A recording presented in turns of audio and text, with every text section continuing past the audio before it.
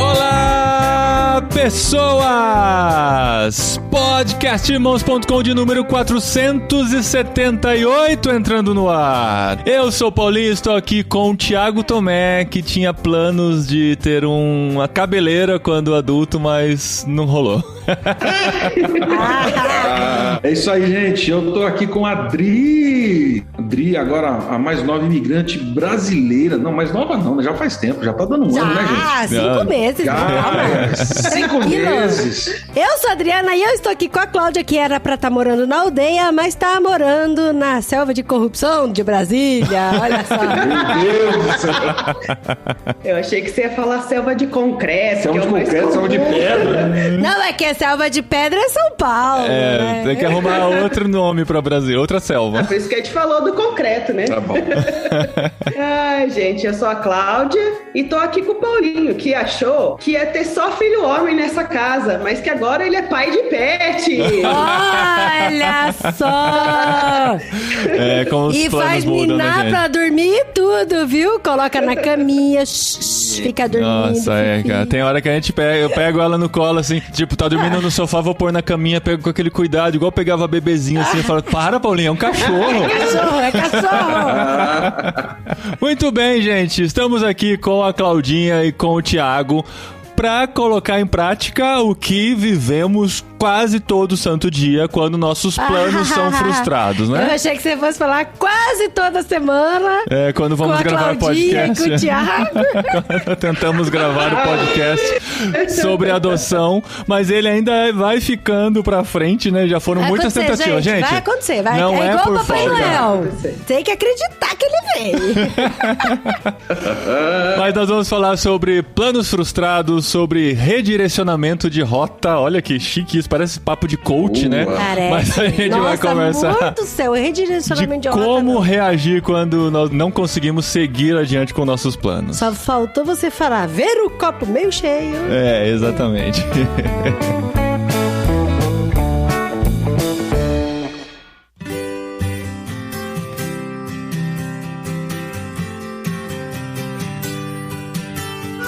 Bom, gente, legal ter vocês com a gente de novo aqui, né? A gente, um ano atrás, estava falando sobre adoção. Como eu disse, durante esse um ano, nós tentamos algumas vezes continuar o papo, que não rolou. A gente falou, então vamos gravar de outro assunto antes da gente ter uma especialista participando com a gente. Inclusive dentro dessa perspectiva, né? De quando não conseguimos ir adiante com nossos planos. E eu acho que no último ano e meio, o que mais aconteceu com a nossa vida foi não conseguir ir adiante com muitos planos, porque eles foram sendo, né, modificados, colocados pra frente. Atrasados. Exato. Foi tudo, irmão. Então, aconteceu de tudo, né? Quem não tinha um planejamento, aquela coisa do... Casamento, gente, olha só, mas casamento foi bom, né? Porque teve que cortar a lista de convidada aí pela metade. Ajudou bastante no orçamento, né? Uma economia, verdade. Mas quem não começou, aqueles memes, né, de fim de 2020, né? Os planos que eu tinha pro ano e o que realmente aconteceu, né? Como que foi um ano totalmente atípico e cada vez mais a gente tá se readequando com esses planos de início de 2020. Muitos tiveram que ser deixados pra trás e muitos tiveram que ser atrasados, como o nosso de estar na Espanha, quase um ano depois que a gente teve que jogar pra frente. Na época a gente não imaginava quanto tempo ia demorar pra isso acontecer. Enfim, não é de pandemia que nós vamos falar aqui, mas a gente vai conversar sobre essa realidade nossa de cada dia, de ter que fazer planos e ter que vê-los frustrados, né? Como a gente já citou aqui algumas vezes no podcast, o Ari, que é um fazedor de tendas que gravou com a gente em inglês, o primeiro podcast em inglês que a gente gravou no Jetlag, ele tem a frase que diz que se você quer fazer Deus rir, faça planos, né? E parece que Deus tá rindo o tempo todo quando a gente começa a planejar a vida e imaginar como é que vai ser daqui 1 ano, daqui 5 anos, porque a história tá na mão dele e a gente vai se adequando. Sabe o que esse podcast me lembrou? Me lembrou duas coisas. Primeiro, me lembrou pergunta de entrevista de emprego. Exato. É uma pergunta tão cretina, né? Onde você se vê daqui 10 anos? Meu Deus do céu! Eu não sei onde eu me vejo amanhã, né? Na janta hoje. Não, calma. Calma que não é tão assim. Mas, gente, é uma pergunta muito cretina, né? Não, isso quando a gente entra na CEPAL, por exemplo, na agência missionária, a gente tem que fazer um planejamento de 1 ano. Sim, a gente tem um planejamento de 1 ano, de 5 anos e de 10 anos. Sim. Tá, Cassiano? Ó, eu tô falando que a pergunta é cretina. Não, mas o Cassiano concorda com isso. É verdade. O Cassiano concorda. Não, inclusive aqui na CEPAL Espanha, né? Quando a gente preencheu os formulários, eles falaram assim, ó, o primeiro ano você tem que ter mais ou menos orientado, de 1 ano pra frente você faz uma estimativa, mas assim, a gente ainda não conhecia a cultura, não dá pra falar assim, daqui Faz 1 ano sentido. vamos fazer um congresso de jovens em A toda, gente falou, reunindo toda a gente Espanha. falou. Então, a gente tem esse sonho, mas assim, né, a gente não conhece a realidade, não sabe, antes de chegar aqui, não... Se vai acontecer em 1 ano. Mas pelo muito menos já difícil. dá uma pautada no que a gente quer, né? Pelo menos isso. Sim. Mas a outra coisa que eu lembrei é que eu não sei se em Brasília, se bem que o Thiago é de São Paulo, mas eu não sou de São Paulo, não sei nem por que eu tô falando isso.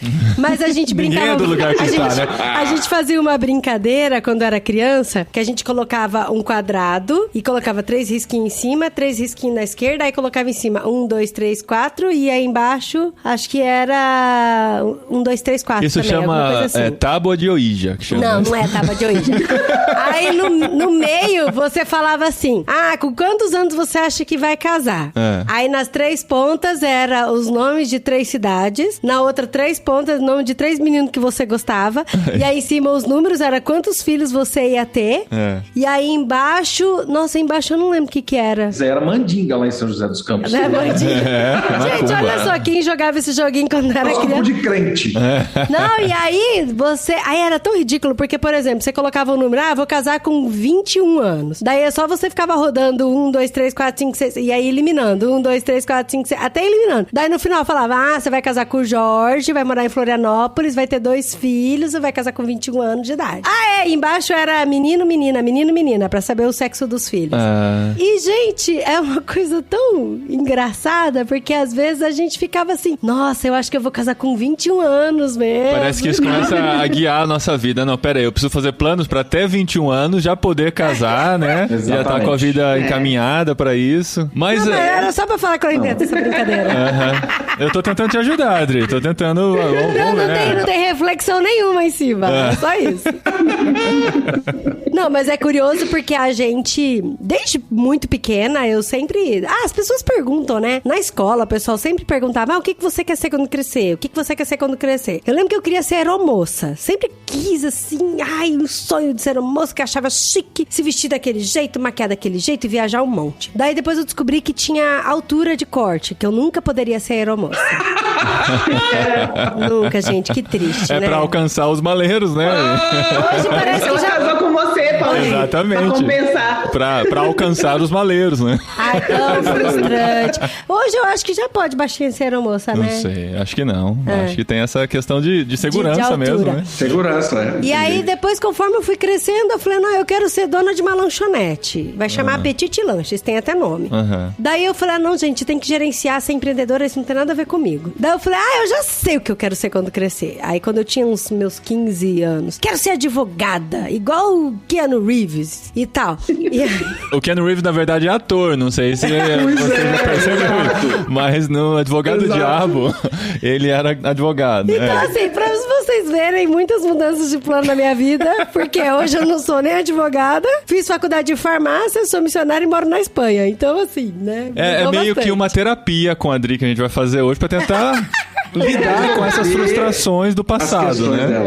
Não, mas a história mais legal de nós 4 aqui é da Claudinha e do Thiago. Que era pra estar morando no meio da aldeia. Fala aí, ó. Olha só. Então, se você pensar bem, assim, já que estamos aqui, não era pra gente estar lá, não era pra gente estar aqui. Afinal, somos bons presbiterianos. Sim, tava escrito. MacTube, né? É mais ou menos. Eu aprendi isso na novela. Estava escrito. MacTube. Tá bom, André. Ela só tomou café antes da gravação, tá, gente? Fique bem claro. Mas, gente, quem assistiu o Clone Cajade sabe que Nossa, mas que MacTube referência, estava gente. escrito. Nossa, meu Deus. Aonde que saiu isso? Era até melhor o Harry Potter, viu? Mas como é que foi, gente? Vocês viveram isso, né? Tiveram que lidar com essa frustração, porque vocês tinham sonhos e tinham planos. E foram entendendo que as coisas foram mudando no decorrer do caminho, né? Como é que foi a história de vocês? Vocês já contaram a história do Ângelo, agora a gente quer um pouquinho mais pra trás na história de vocês pra entender como a gente chegaram. Se conheceu no acampamento, fala aí.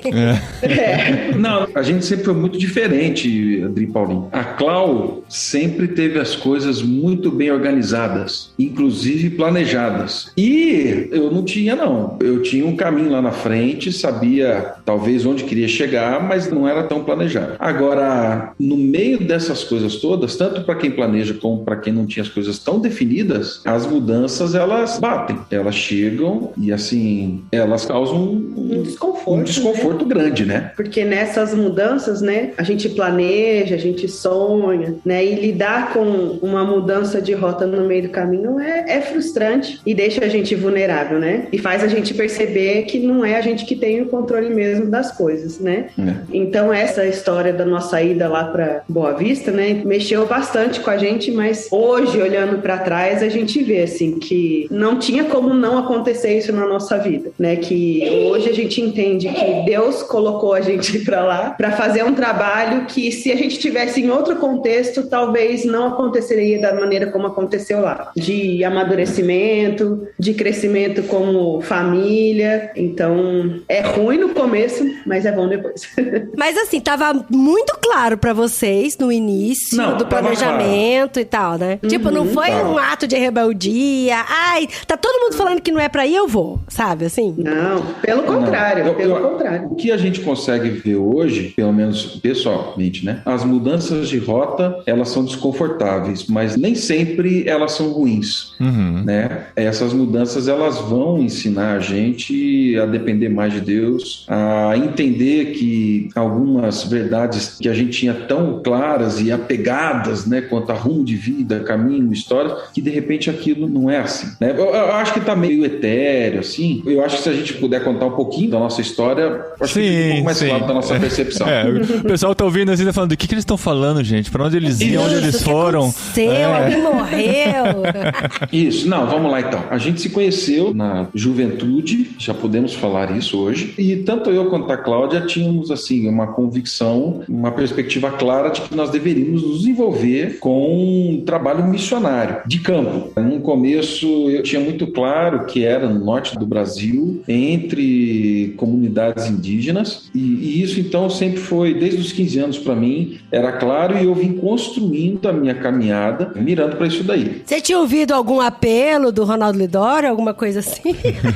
Não foi do Ronaldo, mas foi num acampamento. Olha o poder que acampamento tem, né, gente? Não, pois é, já tinha esse movimento de dedicar a vida ao Senhor. Eu não entendia direito o que era ser missionário, mas quando eu ouvi aqui, hoje eu tenho essa percepção, né? A minha oração na época foi exatamente isso. Eu falei assim, Deus, eu não sei o que implica isso, mas eu sei que eu gostaria de dedicar a minha vida ao Senhor, e isso todos os dias. Eu entendo que a melhor maneira de servir ao Senhor vai ser como um missionário. Foi isso. Foi esse o meu entendimento. Assim como outros têm entendimento em outras áreas, mas esse foi o entendimento.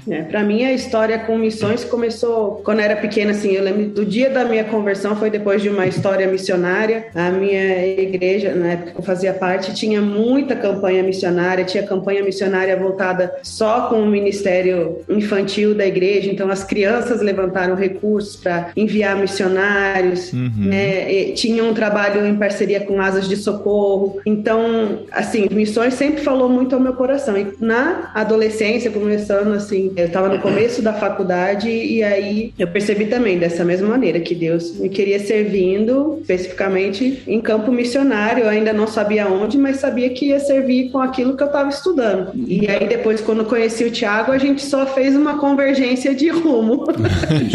E a convergência de rumo levou a gente para Boa Vista, para Roraima. Então a gente construiu dos 15 anos, e depois de conhecer a Cláudia e tal, nós construímos a nossa caminhada, embora jovens aí, mas a gente construiu todo o rumo da nossa vida para trabalhar lá. Então... Estudaram, se prepararam, fizeram além. Faculdade, linguística, o que podia fazer de estudo na área de antropologia cultural. Então a gente se preparou muito para isso. Preparamos a nossa igreja para isso, as famílias para isso. Assim, nós criamos as parcerias, né? Então as coisas estavam andando bem, andaram muito bem, gente. E o olhar do pessoal que estava do lado de lá, olhavam para vocês como, nossa, que bênção, um casal jovem que tá vindo para ajudar e tal. Era tudo uma festa, né? Assim, no sentido de alegria, não era? Sim. Era, porque assim, com a graça de Deus, na época a gente tinha levantado recurso, sustento, então não faltava o sustento. Uma facilidade grande com a aquisição da língua, muito mais pela parte da Cláudia do que minha. A Cláudia tem um jeito de aprender as coisas, né? A Cláudia senta, lê, entende os processos e toca o barco. Mas quem falava mesmo era ele. Aí eu sento, leio, entendo, finjo que entendo os processos e saio para falar. Sai falando, né? E vou aprendendo. Eu sei como que é, Thiago. Assim, tudo caminhava bem, inclusive a adaptação, depois que nós chegamos, a Laurinha era pequena, então a adaptação no campo missionário foi muito tranquila pra gente, foi muito boa, mas chegou um momento em que as coisas simplesmente viraram de ponta cabeça. Aí a gente teve esse choque de realidade. Não foi choque de realidade. Essa resposta... Tinham noção da realidade, resposta, né? do pessoal que tava com a gente de falar, a gente não sabe, assim, muito bem porquê, mas a gente percebe que não é um momento de vocês estarem em campo.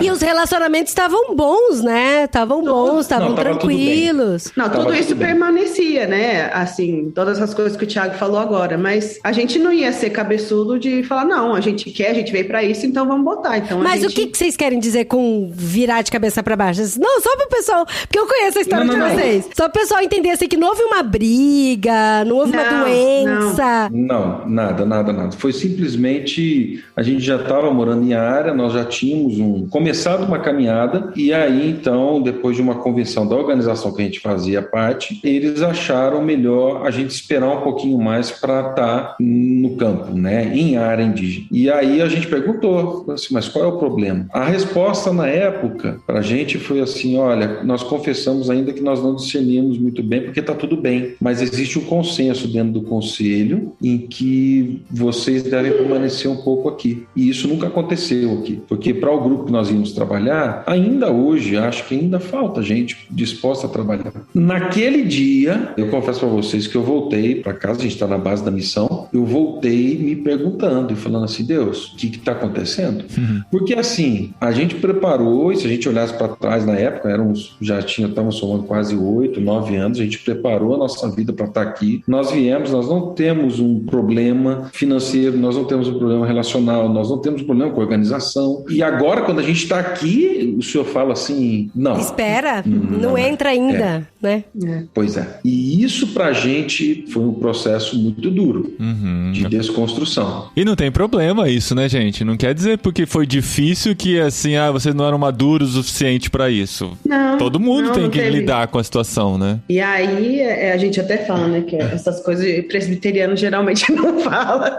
A gente teve uma experiência, assim, com Deus muito marcante. Muito marcante, assim. Porque a gente ficou se questionando. Então, assim, o que a gente faz? Que rumo que a gente toma? A gente continua aqui na base quanto tempo, né? Não, porque a minha oração era essa, era assim, falando, Deus... Se tá tudo bem? Se tá tudo bem, por quê? Se a gente tá com tudo resolvido, por quê? Se a gente tá caminhando bem na presença da língua, por quê? E a gente tinha ainda um clamor de outros missionários mais antigos que foram falar com a gente e dizendo assim, olha, vocês têm que permanecer, porque a Bíblia foi traduzida agora, e quem vai ensinar a Bíblia para esse povo? E a gente chegou meio que com essa percepção. Plano, né?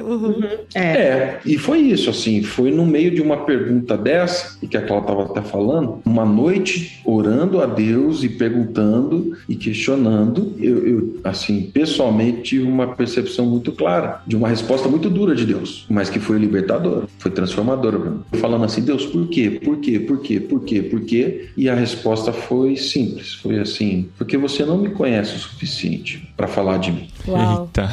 Confissões de um pastor miserável, tá? Mas aí o mais doido foi que o Thiago, naquela noite, estava na sala, não conseguia dormir e tal, e eu acordei bem cedinho, porque também estava incomodada com um sonho que eu tinha tido. E aí, quando eu cheguei na sala, eu falei, Thiago, mas o que aconteceu? Ele falou, não, eu tava aqui orando, perguntando pra Deus e tal. E aí ele falou, não sei se foi coisa da minha cabeça, não sei. Mas eu ouvi claramente uma voz dizendo, eu falei, nem precisa dizer. Uau! Uau! Foi exatamente. Foi a mesma frase? Isso era às 6 da manhã. Isso foi às 6 da manhã. 6 da manhã, 6h30 da manhã. Só que daí eu tinha sonhado, assim, né? Essa frase tinha vindo pra mim durante o sonho. Aí a gente começou a perguntar, né? Então, Deus. E aí a gente tem duas reações diferentes na desconstrução, né? A Cláudia vai falar um pouquinho mais dela, mas eu vou falar pra vocês um pouquinho mais do que aconteceu comigo. Porque nesse processo, eu fiz talvez uma outra oração em que Deus levou a sério. Porque Deus leva a sério as nossas perguntas sérias. E, de novo, não foi o período de maior deleite da minha vida, mas foi muito necessário, porque eu orei, então, falando assim, Deus, peraí, eu já sou pastor, ensinando da graça, tô aqui e tal, não sei o quê, então vamos resolver o problema. Assim, se eu não sei quem é o Senhor, então, assim, eu quero saber. Mas, Paulinho, na época, a minha oração, ela foi uma oração sincera, mas ela tinha muito de arrogância. Muita arrogância, né? E Deus respondeu, mas a forma como Deus respondeu, meio como as perguntas de Jó. Jó faz perguntas para Deus e Deus não responde para Jó com questões teológicas. Deus vai revelando para o Jó quem é Jó diante da grandeza dele. E foi exatamente isso que Deus fez comigo. Ele foi desmontando parte por parte, tirando casca por casca que eu mesmo não conhecia, mas só a desconstrução, só a mudança de plano, só a mudança de rumo poderia gerar aquilo. Foi um presente de Deus na minha história. Pra mim foi mais assim, acho que não tão duro quanto o Thiago, mas foi de perceber mesmo, então, qual era o desejo que Deus tinha pra gente naquele momento. E pra mim o que ficou mais marcante assim foi justamente ser esse apoio, essa retaguarda pro Thiago e pra nossa família nesse momento. Então a gente cresceu muito como casal, muito como pais, que a Laura já estava com 3 anos, e de fato eu vi a importância da gente estar bem, pro ministério estar bem, e aquilo ali fortaleceu demais o nosso casamento. Então assim, lógico que teve essa questão mais da fé envolvida, né, daquilo que a gente estava fazendo, daquilo que a gente tinha pensado e sonhado em fazer, mas para mim o que ficou mais marcante assim foi essa questão familiar que mudou, assim, para mim foi uma fase de amadurecimento muito grande. Foi. E nesse processo de caminhos desconstruídos, o que a gente entendeu foi Deus revelando o nosso coração, mas também revelando a graça e a misericórdia dele, né? Essas desconstruções não são para o mal. E era isso que Deus estava fazendo com a gente. Em determinado momento, depois de um tempo vivendo questões bem pontuais e Deus revelando sobre quem ele era e quem eu era, eu lembro de um domingo que eu não estava na aldeia, porque então eu comecei a fazer viagens com um amigo para aldeias, a Cláudia ficava na cidade, então eu ia, passava um tempo na aldeia e voltava, mas com esse desconforto, com um grande desconforto no coração, né? E perguntando para Deus muita coisa. E apanhando.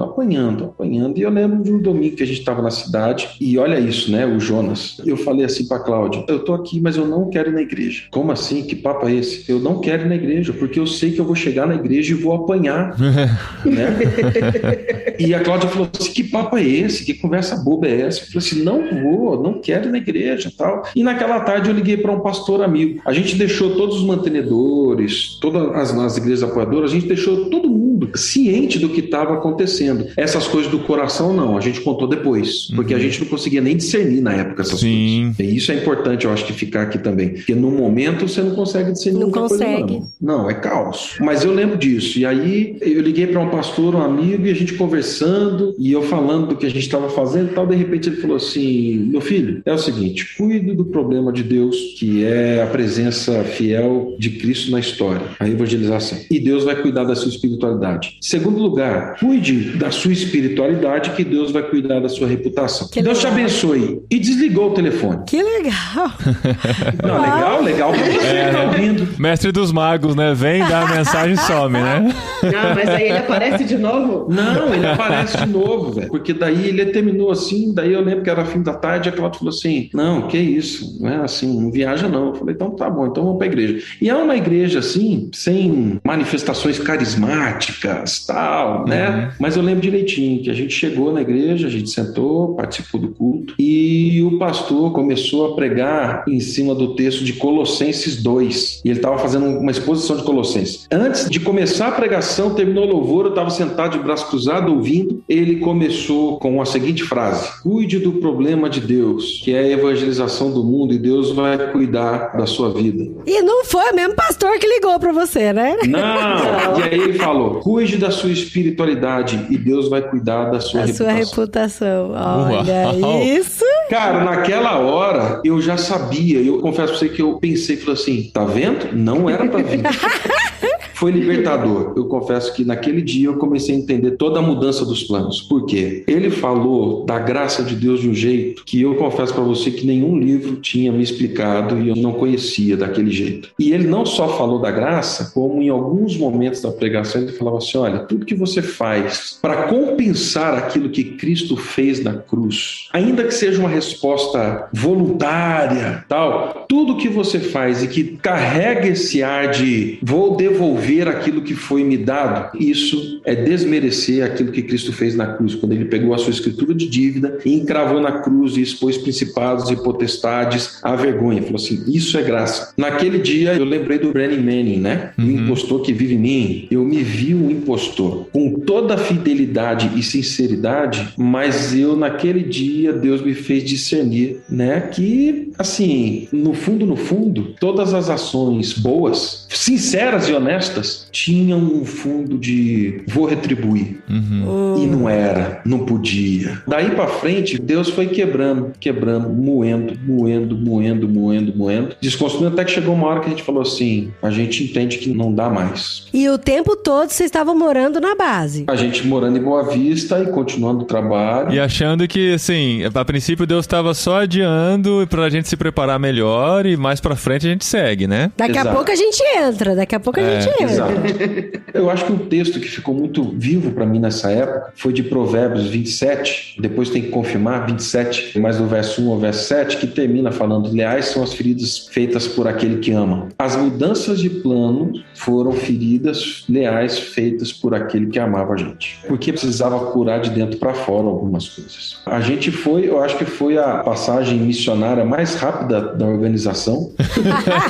E não teve nenhum escândalo, né? Nenhum pecado. Não, gente. Nenhuma doença. Porque às vezes o caso é esse, né? Quando acontece assim, muito curto, né? Aí tem que ficar explicando, né? Tem esse problema também. Não teve nada. Tanto que a gente permanece muito próximo, ligado. Estivemos lá em 2015. A Cláudia foi para lá para dar aula. E o pessoal continua pedindo para a Cláudia voltar para dar aula de fonética. Mas eu contei isso para esses missionários mais antigos do Conselho da Missão, 5, 6 anos depois, eu pude numa noite, na madrugada, sentar com eles e conversar, porque eles falaram assim, eu vou chorar. Eles falaram assim, a gente não entende até hoje por que vocês foram embora. E aí eu falei para eles, falei assim, olha, talvez vocês não entendam mesmo. Só eu talvez estava entendendo o que Deus estava fazendo. E não tinha a ver com planejamento. Sabe por quê, Paulo? Porque a gente planejou. A gente tinha um planejamento de curto, médio. Sabe aquele projeto impecável? Sim. Com passos definidos e a gente caminhando e falando, andando bem com a coisa. E aí eles falaram, cara, tava tudo bem. Por que vocês decidiram? E eu falei assim, eu preciso contar para vocês o que Deus estava fazendo. Deus estava desmontando um impostor. Não estou falando que toda mudança de rumo, toda mudança de plano é um desmonte de um impostor, tá? Não é isso. Foi o caso, né? Mas no caso, na época, foi a desconstrução de um sonho missionário e Deus salvando. Enfim, no final do processo, o que foi? Deus revelou para mim quem eu era e quem Ele é. Me revelou a graça de um jeito que eu nunca tinha entendido e fui compreender. Entendi que gente é gente em qualquer lugar e que a missão de Deus está relacionada com gente e não com local e não com pessoas. Assim, grupos específicos, né? Deus direciona a gente para isso, tá, gente? Não tô falando disso não, mas assim, mas para mim ele desconstruiu isso, falando assim, olha, onde tem gente tem missão, não importa se é em Brasília, se é no meio da Amazônia, não importa se é em São José dos Campos, não importa se é na Papuda, não importa, onde tem gente tem missão.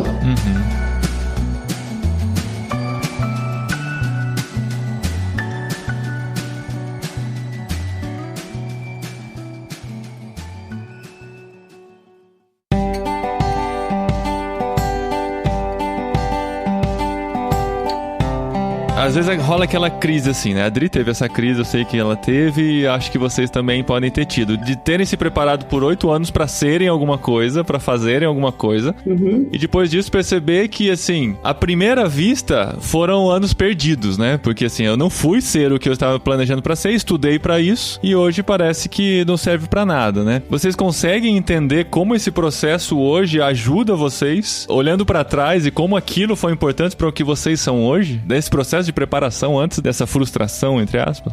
Totalmente. Totalmente. Primeiro que eu acho que a gente entende, teve um pouquinho do gostinho do que é estar em campo, né? Então isso trouxe pra gente realidades que antes ficava só no imaginário, né? Então a gente sentiu na pele essa emoção, mesmo que por pouco tempo. Que é muito importante, né? Tanto que a gente incentiva muitos jovens a fazerem uma viagem missionária, a conhecerem outra realidade, a saírem de sua bolha, né? Por mais que hoje a gente tenha que ficar dentro da bolha por causa da pandemia, mas de expandir esse horizonte e ver que existe vida, existe outras realidades diferentes do que a gente está acostumado, né? A gente criou laços ao longo de todos esses anos de preparo e tudo mais, né? E isso vai criando outros vínculos, que hoje eu percebo, a gente aqui em Brasília é tão ativo em missões quanto quando a gente estava lá.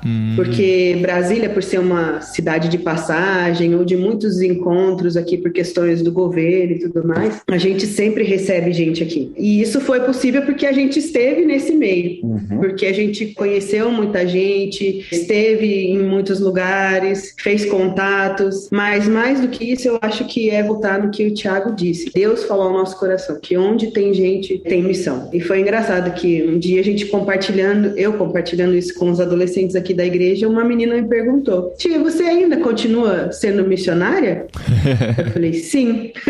Tanto quanto antes, ou talvez mais até do que antes, né? Porque hoje eu tenho contato com muitas outras pessoas, né? No meu trabalho, na escola, com os meninos. Então, assim, contatos diferentes, né? Talvez não como lá, que era 24 horas, mas são grupos que a gente vai interagindo e tudo mais. E vocês sabem disso por conta do que vocês estão vivendo aí na Espanha também.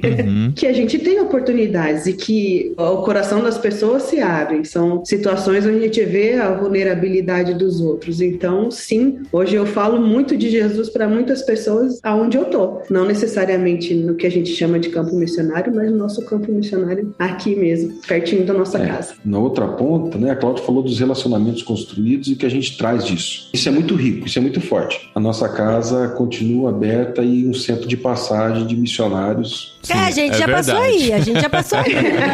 Pois é, aí a gente gosta. Nossa casa está aberta para isso o tempo todo. Antes da pandemia a gente tinha que fazer agenda. Sério mesmo. Era de verdade. Era de verdade, fazer agenda. A gente já passou 3, 4 meses em casa com gente direto em casa, assim, sabe? Sai um, entra outro, sai um, entra outro. Que legal. O outro lado foi o seguinte: a gente pensa que todo preparo cultural, antropológico, linguístico só vai ser usado no contexto de povos tradicionais. Depois que eu caí em Brasília, eu confesso para vocês que todas as ferramentas que eu aprendi na área da linguística, da antropologia, da ciência da religião, tudo isso foi, assim, fundamental para entender e construir uma perspectiva clara da missão em Brasília. Olha que legal. Então, linguagens, a percepção do cenário, de como a cultura local é construída e como isso vai interferir nas pessoas, como isso interfere no jeito de viver. Como é uma mistura de muitas culturas, né? Cidade de Brasília. Muitas. Sim. Assim, tudo isso serviu de base para a construção de um ministério pastoral na cidade de Brasília. Então, nada foi jogado fora. Nada. Absolutamente nada. Isso, para mim, é de uma riqueza muito grande. Na verdade, para mim, isso é mais um ato da graça de Deus. De pegando tudo aquilo que fez e falou assim: não, meu filho, isso daqui continua sendo meu. Foi graça divina. Eu estava fazendo lá. Assim, vocês precisavam passar por isso por outros motivos. Mas isso daqui é instrumento das minhas mãos. Então, a gente usou e continua usando tudo isso na construção. Eu falo que a Adri, né, menciona isso por questão dela ter estudado farmácia e depois, né, ter ido pro campo missionário, digamos assim, antes até de virmos pro campo. E ela se perguntava muito: o que eu fiz esses 5, 6 anos de faculdade? Pra que vai servir pra mim química orgânica, formulação de medicamentos e tudo, né? Mas com o tempo isso foi amadurecendo na sua mente também, no seu coração, né? Então, é que os questionamentos vinham muito por conta do esforço da minha família de me fazer formar como farmacêutica, né? Mas assim, ouvindo a história de vocês, e eu também converso bastante com jovens e adolescentes e conto um pouco da minha história também, dessa trajetória maluca de fazer um monte de coisa e hoje fazer outras coisas mais diferentes ainda, é que assim, tudo que a gente fez na nossa vida faz parte de quem a gente é. Não necessariamente a gente não vai usar alguns conhecimentos tão específicos. Então assim, por exemplo, eu posso não usar química farmacêutica para saber qual é a parte que o carbono se liga com a medicação dentro do nosso organismo, fazendo uma sinapse, não sei o que tem, sabe? É a mesma não pergunta que os alunos do ensino médio têm que responder: o que eu vou fazer com Pitágoras na minha vida, né? Sim, pra que serve a fórmula de Bhaskara e tal, essas coisas. Mas assim, eu acho que tudo, acho não, né? Tenho certeza que tudo que a gente passou durante a nossa vida inteira, desde a infância, acolhimento dos pais, por isso que é importante, gente. É importante a gente tomar muito cuidado com o que a gente faz na infância, com as crianças, porque tudo isso até vai naqueles anos que eles não vão lembrar no futuro, né? Sim. Tudo isso vai fazendo uma formação de memória afetiva, de segurança, e aí a gente vai crescendo os relacionamentos dentro da escola, primeiro ano, segundo ano, primeiro grau, segundo grau, faculdade, relacionamentos na escola, na faculdade, na igreja, acampamento, tudo isso vai se tornar por quem a gente parte é hoje. De nós, né? Parte de como a gente acredita nas pessoas. Por exemplo, meu primeiro emprego foi numa farmácia. Terminei de me formar como farmacêutica em novembro, passei numa entrevista em dezembro, já comecei a trabalhar em janeiro. Foi meu primeiro emprego. Então, assim, eu cometi vários erros no meu primeiro emprego, vários. De ficar com dó do senhorzinho que pediu uma caixa de medicamento e que ele precisava tomar o remédio aquela hora, que ele ia passar no caixa, tirar dinheiro pra depois pagar a caixa de medicamento que era caríssima. E eu vendi, né, entre aspas, pra ele. E ele foi embora e nunca mais pagou, sabe? Tá esperando até hoje, velho. E todo mundo falou: esse senhor vem direto aqui tentar pegar essa caixa de graça e tal. E o gente, mas ele tinha uma cara de bonzinho e tal, sabe? Umas coisas assim, de trouxa, de acreditar em um monte de coisa. E tudo isso faz parte, né? E aí eu fico pensando, assim, os relacionamentos que eu tive dentro da faculdade, os relacionamentos que eu tive no balcão de farmácia, os relacionamentos que eu tive dentro das empresas, das organizações, tudo isso faz parte do pensamento que eu tenho hoje, de quem eu sou hoje. E agora essa história toda ainda pode ter um novo plot twist, né? Porque a gente veio pra Espanha pensando em estabelecer relacionamentos com a comunidade. E que profissão melhor pra conhecer a comunidade que trabalhar numa farmácia que as pessoas... expectativa. Pode ser que eu nunca mais volte pro balcão, hein? Então, mas é uma coisa assim que mas pode é uma contar. Possibilidade, ué. Pode acontecer. Exato. Mas assim, no fim das contas, isso tudo colocou a gente de joelhos, de um jeito que todo o preparo que a gente tinha não colocava. As mudanças de planos, elas podem ter essa reação que eu acho que eu tive no primeiro momento. Deu piti, que a gente chama. Do tipo assim... Deu showzinho. E aí? Não, porque a pergunta que eu fiz, gente, foi essa. Eu falei assim, Deus, e foi em oração. A gente levantou pessoas, nós falamos com a igreja, nós trouxemos para cá, nós estamos dispostos para chegar aqui e simplesmente desconstruir desse jeito? Como assim? Não era mais fácil ter falado isso pra gente lá atrás? A gente não vinha, né? Né? Economizava um tempinho aí, né? Economizava um tempo, economizava um bando de coisa e tal. Então, assim, eu acho que é natural as perguntas surgirem. É natural você colocar elas diante de Deus. Deus não se importa com você colocar essas coisas diante de Deus. Mas Deus trata seriamente e responde os filhos dele de forma séria. É igual quando a gente tem uma conversa com o filho e a gente fala assim, filho, eu quero te responder, mas assim, senta direito, abre uma coluna, né? Eu vou responder a você, eu quero falar contigo. E as respostas, elas necessariamente não são as que você quer ouvir, mas Deus pode responder com aquilo que você precisa e vai ser libertador para sua vida. Então, isso tudo coloca a gente de joelhos, ou seja, bem ou mal, você tem que ter uma resposta de humildade diante desse cenário e falar assim, realmente os teus planos são maiores que os meus e realmente os teus caminhos são melhores que os meus, né? E muita coisa do que eu estou falando está impregnado de Jó, mas no final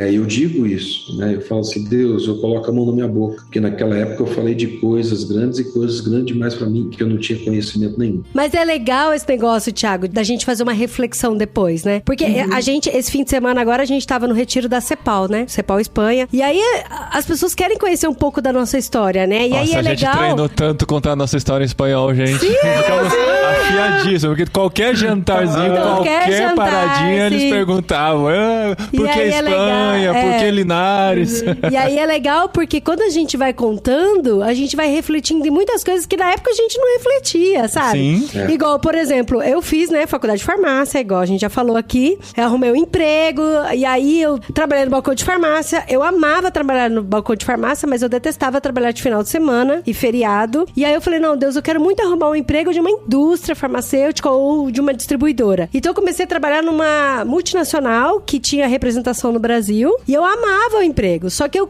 ainda tava num cargo que eu não gostava. Eu queria estar num cargo um pouquinho melhor pra que eu tivesse mais autonomia nas minhas decisões. Então, assim, ralei duro pra caramba. Estudei, conversei com a minha chefe, aprendi com ela bastante. Falei, não, agora eu me sinto preparada pra assumir o cargo que eu queria. Eu era analista de qualidade e queria virar coordenadora de qualidade. E o coordenador de qualidade numa empresa, geralmente ele só responde pro dono, que é quando ele faz os processos de qualidade, todos os procedimentos. E aí o atual dono da empresa, ele faleceu e ficaram os filhos. 2 filhos que assumiram. E aí eu tive muito relacionamento com os filhos e foi muito bom, muito bom. Só que na época o Paulinho tinha virado voluntário da CEPAL, a princípio, e depois foi convidado pelo Josué Campanhã, que era o diretor na época, pra virar um missionário da CEPAL. Não, a ideia é que na CEPAL você só pode entrar o casal, né? Se for casado, só pode entrar o casal junto. Mas não tem problema se a esposa continuar trabalhando ou o marido continuar trabalhando. Então a ideia era que nós entraríamos como missionários, mas a Adri continuaria trabalhando. Sim, só que o Josué nos convidou depois, ele conversou com a gente, ele falou que nós dois tínhamos perfil. Ele falou que não são todas as pessoas que ele conversa isso, mas ele falou que nós dois tínhamos perfil pra virar os dois missionários e trabalhar na área de comunicação, de internet, de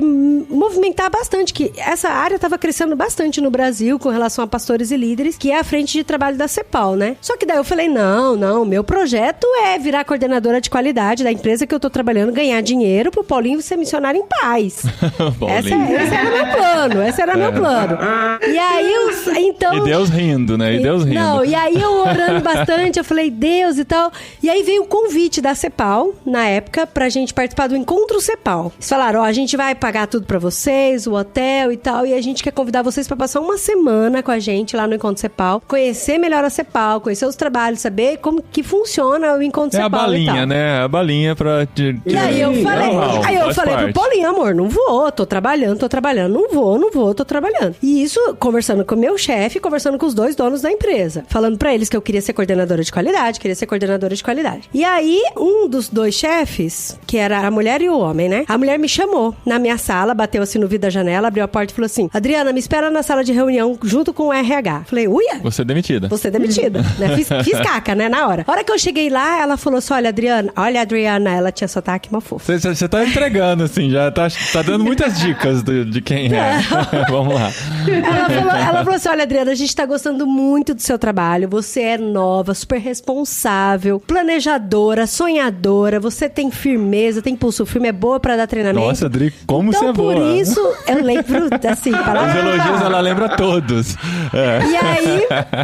E aí eu lembro que ela falou assim, por isso que a gente, da organização, a gente resolveu promover você pra ser coordenadora de qualidade. Então, a partir de hoje, você vai responder diretamente pra diretoria. Então, a gente tem que fazer uma lista de planejamento de treinamento, de auditoria interna e tal. Amanhã você traz sua carteira de trabalho, o RH no final do dia vai te explicar como é que funciona os trâmites pra você ir. Isso foi de manhã. Daí eu saí da sala vibrante, liguei pro Paulinho, amor, não vamos pro Encontro CEPAL. Isso foi na terça-feira, a gente teria que estar no Encontro CEPAL no domingo. Liguei pro Paulinho, a gente não vamos no Encontro CEPAL, fui promovida, Deus respondeu, maravilhoso, aleluia, Agnus Dei e tal. Chamei minhas melhores amigas da empresa, falei, vamos pro churrascaria. Era ali na São Judas, metrô São Judas. Mais uma dica, gente. Vamos lá, aproximando. Começou! Daí eu falei, vamos na churrascaria que eu pago pra todo mundo. Aí fiz uma rodada de churrascaria, paguei pra todo mundo e tal, mal feliz. Daí voltei pra minha sala, com o bucho cheio e tal. Quando foi 4 horas da tarde, o RH bate no meu vidro, de novo, e me chama. Aí lá na sala tá o outro dono. O irmão. Adriana, né? Adriana. Daí tá o irmão. Aí chegou o irmão e eu falei assim, eu acho que ele tá querendo, né, combinar como é que vai ser o salário, essas coisas. Passar os detalhes, né? Aí o irmão chegou e falou assim, olha, primeiramente eu gostaria de pedir desculpas pela minha irmã, porque nós havíamos conversado e a gente não tinha chegado num consenso. Então eu quero te pedir desculpa por todo o inconveniente que aconteceu, mas a gente tá demitindo você. Daí eu falei, como assim? Como que alguém é promovido e mandado embora no mesmo dia? Numa terça-feira. Novo recorde. Aí eu falei, calma, mas o que aconteceu? Como assim eu tô sendo demitida? E ele falou, não, porque eu acho que não vale a pena a gente ter uma coordenadora de qualidade na empresa. Porque como a gente é uma distribuidora, a gente não precisa ter esse gasto. Um funcionário de qualidade, com carteira de trabalho paga, 13º, todas essas coisas. Então a gente só precisa contratar uma consultoria de qualidade de vez em quando. Pra mostrar o caminho E a gente, inclusive, já contratou a consultoria de qualidade. Eu gostaria que você desse toda a papelada, todo o trabalho que você está fazendo hoje, e a partir de amanhã você não precisa voltar pro trabalho mais. Só que a gente vai te pagar até o final do mês.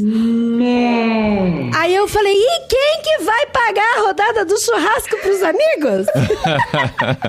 Gente, eu fiquei arrasada, destruída, destroçada. E aí, quando eu liguei pro Paulinho chorando, eu lembro que eu subi na escada, dei piti, lógico, né? A gente dá piti, dá chilique, falei... Deu showzinho. Falei, por que vocês não se conversaram antes, né? Dá sonho pra gente à toa. Fui na escada, liguei pro Paulinho, o Paulinho ficou super feliz. Ele falou, agora você pode ir pro encontro cepal comigo, você vai virar missionária, você vai virar missionária. Olha Deus respondendo. Olha Deus respondendo.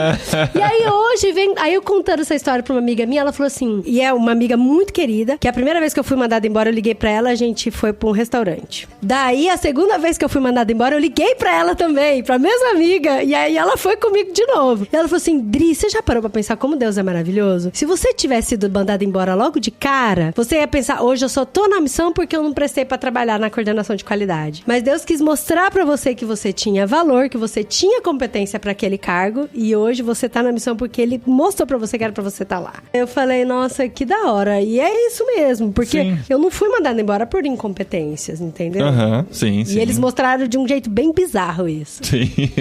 Maturidade é o que vai nos ajudar a enfrentar essas coisas de maneiras diferentes, né? Acho que quanto mais a gente cresce no relacionamento com Deus, conhecendo seus propósitos, sabendo que Ele tá no controle de tudo, cada vez menos esse tipo de coisa vai chocar a gente, né? Sim, sim. Tanto que a gente gravou o podcast sobre o livro do Henry Nouwen, Tudo Se Fez Novo, e esse livro fala muito forte, assim, no meu coração. E ele bate bastante na questão do buscar primeiro o reino de Deus e as demais coisas vos serão acrescentadas. E eu falei isso lá no programa e eu vou repetir aqui de novo. Que às vezes a gente foca tanto no demais coisas que serão acrescentadas, que a gente só pensa nas demais coisas que serão acrescentadas. E esquece de buscar o reino de Deus. Sim. E na verdade, quando a gente busca o reino de Deus, não importa o lugar onde a gente está buscando o reino de Deus. Igual o Thiago falou, missão tá em todo lugar, pessoas tá em todo lugar, né? E a vontade dele tem que ser cumprida em todos os lugares. Pra gente foi assim, como eu disse, não foi tranquilo, não foi uma época assim, da gente falar, nossa, que saudade.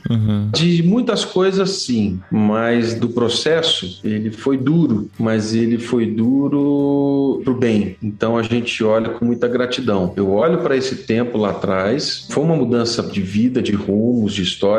Eu nunca imaginei que eu estaria em Brasília e seria pastor de uma igreja em Brasília, olhando lá atrás e falando assim, não, nunca imaginei que isso seria. E estamos bem. A construção disso depois, dos planos, foi debaixo de muita oração, buscando discernimento, coisa que a gente fazia antes, mas era na nossa força. Entendendo que os processos de mudanças, eles são oportunidades, hoje a gente tem disso, de crescimento, de amadurecimento. Um outro aprendizado desse tempo, para mim, alguns discordam disso, tá, dessa frase, mas eu continuo afirmando, depois vocês brigam com ela aí, ou quem não gostar vai mandar recado para vocês, mas depois desse tempo eu entendi que eu sou desnecessário. A graça de Deus me permite participar da obra dele. Sim. Mas eu não sou o último biscoito do pacote. Exato.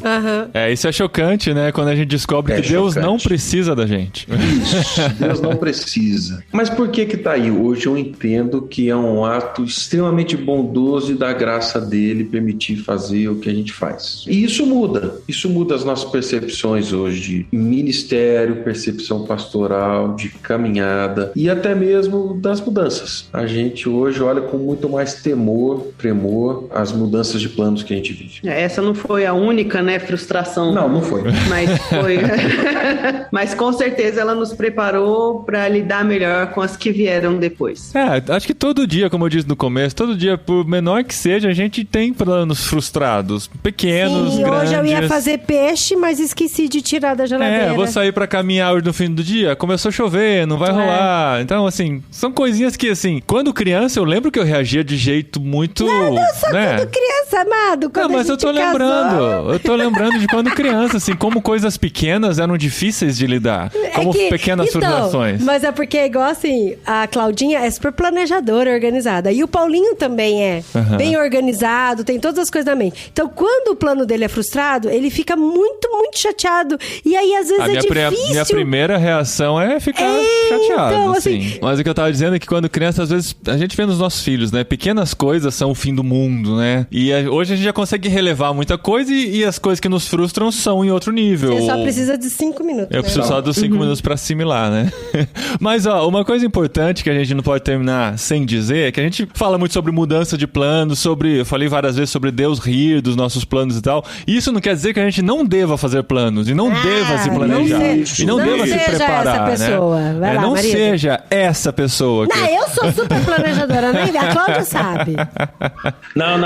A conversa hoje não foi em nenhum momento sobre não fazer planos. Sim. E nem acho que, embora seja a frase aí, né, de que a gente faz planos para Deus dar risada, e nem acho que as coisas são assim, não, tá? Eu conheço o Ari eu conheço o Ari. Não, se fosse assim, Deus ia dar risada de Neemias. Deus ia dar risada de um bando de gente que planeja as coisas e faz. Ele tem um planejamento, ele faz as coisas, ele criou isso na gente. Agora sim, existem momentos em que as mudanças, elas são... Bem, eu estava lendo esses dias de novo a mudança de rumos de Paulo, direção missionária. Simplesmente Deus faz com que ele veja um varão macedônio e fala assim, passa aqui e ajuda. Ele planejou ir para um outro lugar, mas diz ali que o Espírito de Deus os impediu. Isso é muito legal, para ir para onde? Para ir para a Espanha. Para vir para a Espanha? Para vir para Espanha. Eu tive que chegar no lugar dele aqui, ó. Porque o Paulo não foi, vocês foram. Outro Paulo.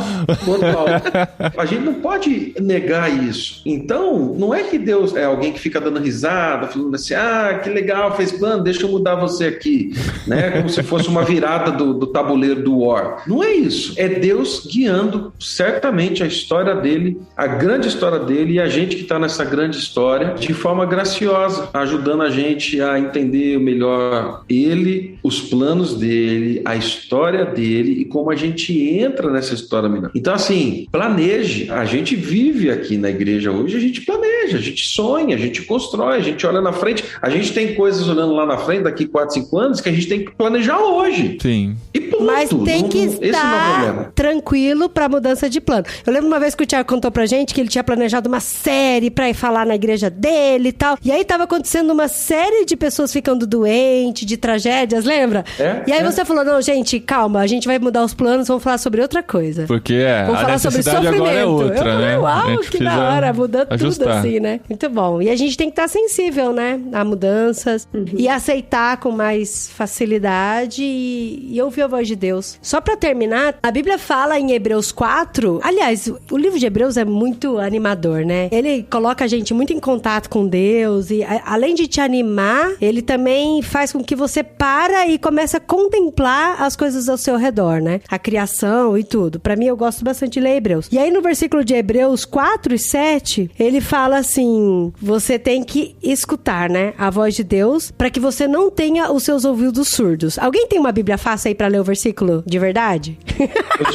Eu sou pastor, eu tenho a Bíblia na cabeça. Hoje, se ouvides a sua voz, não endureçais o vosso coração. Revista e atualizada, tá na minha mão.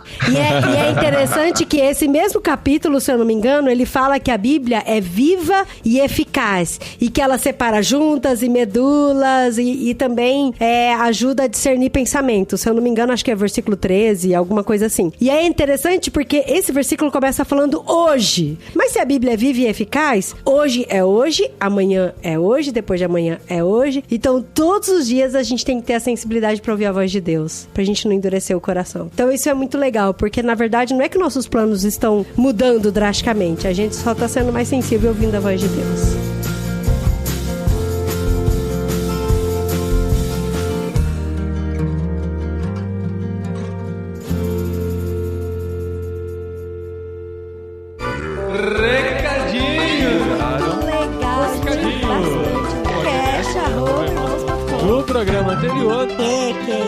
obrigado. Recadinhos, esposinha. Recadinhos de número 748. Não pode ser recadinho de número 478, não, né? Não, nem todos têm recadinhos. Não, porque a gente também não numera os recadinhos, né? Não. Alguém podia contar todos os recadinhos e passar pra gente começar a falar os números dos recadinhos também. Não podia. Muito confuso, muito confuso. Você viu que eu tava editando aqui, né? O Thiago acabou com a nossa frase de que Deus ri quando a gente faz planos, né?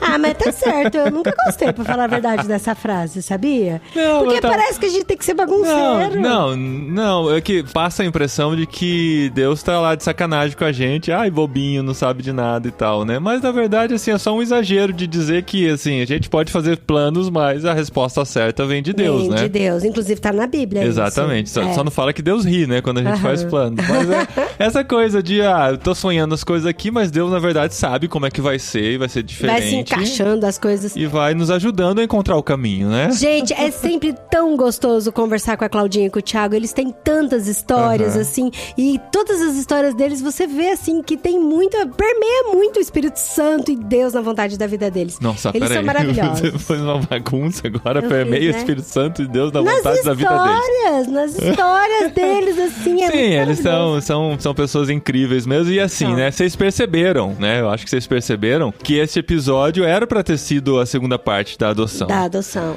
Porque, assim, já faz um ano que nós gravamos o episódio lá, né, da primeira parte, que ficou prometida a segunda parte. Nós já tentamos 3 vezes fazer isso acontecer, mas... Acho que mais de 3, não foi? Acho que mais de 3. E essa eu falei pra eles, se essa semana não der, porque nós dependemos da convidada... Não quero saber. não quero mais. Eu falei, não, a gente vai ter que pensar em outro episódio pra gravar, porque não temos plano B pra essa semana. Aí o Thiago falou, então vamos gravar exatamente sobre isso, sobre quando nossos planos são frustrados. E foi esse programa que surgiu aqui. Eles contando a história deles, que eles já tinham contado pra gente no encontro presencial que tivemos no ano passado, né? Ou em outra ocasião, que a gente já se encontrou algumas vezes. Mas foi legal compartilhar aqui de ver como Deus trabalha na nossa vida, mesmo quando as coisas não dão certo, ou dentro do certo, como a gente esperava que era o certo. Tinha planejado. Por exemplo, a gente tinha planejado que o próximo literário seria Senhor dos Anéis, Exato. As Duas Torres, parte 1.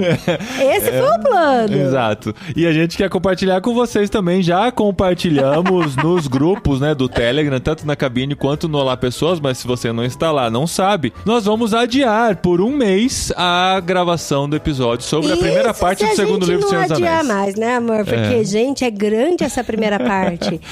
E o livro é tão gostoso de ler que dá dó de ler correndo, essa é a questão, sabe? né? Porque teve outros livros que a gente deu uma corrida pra dar tempo de fazer o literário e tal. Mas, como o Guia Marino diz, né? O Tolkien faz a gente contemplar a paisagem, contemplar a jornada. Não, deixa eu falar, que essa é uma frase tão boa que eu até coloquei favoritos aqui no meu WhatsApp.